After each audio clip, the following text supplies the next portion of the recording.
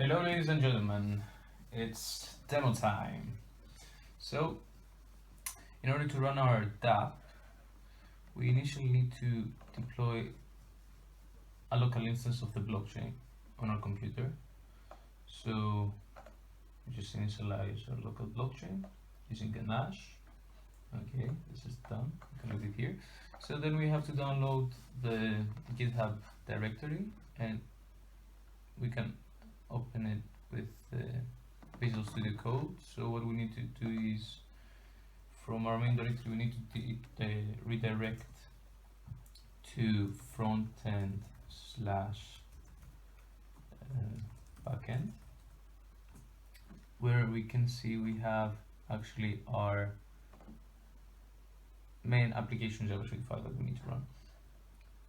So we're actually going to do this with Node, and this is how we start our application. So our application is running on our local host on port 8000, and what we need to do right now is actually expose this local host to the rest of the world, so our sensor can send any measurements or specifically post requests to a web address. So what we need to do is we need to use ngrok. So after we have installed it, we just open a terminal here, do /ngrok and initialize an HTTP request for localhost at port 8000. So now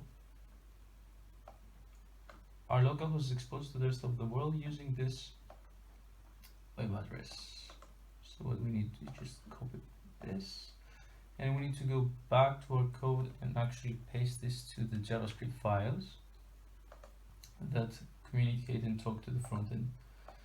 So under normal circumstances, if we had the standard domain for our web address, we wouldn't have to do this every time, but because we're not able to have our own domain right now, we just need to do it this way.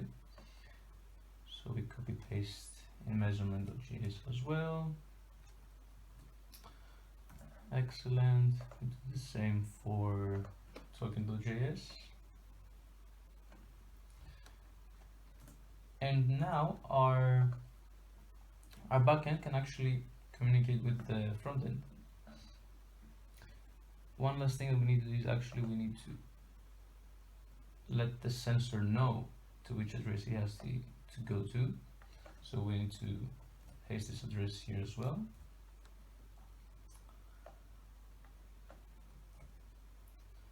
This will allow, of course, the sensor to send its post request, and we're going to start receiving measurements and general data to our server. So let's save this. Also, we need to type in our Wi-Fi credentials so we can allow the sensor to connect to the internet. So we can just go here, okay, take it 4. Let's type this in. So okay, I can type in the password. I mean, it's not something great. I'm going to change it after this video. So so now everything is done, and what we need to do is verify the script and just upload it to our sensor here.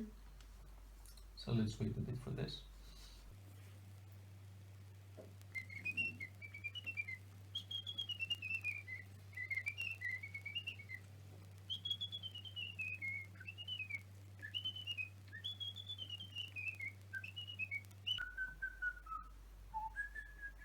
Okay, so now it has connected, and we can see the welcome message on the sensor screen.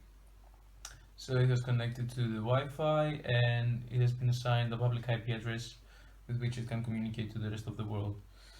So now what we expect is to start receiving measurement data. So yeah, here we can see the first one was 5, as you can see also in the sensor screen, and now obviously our sensor can communicate with our server.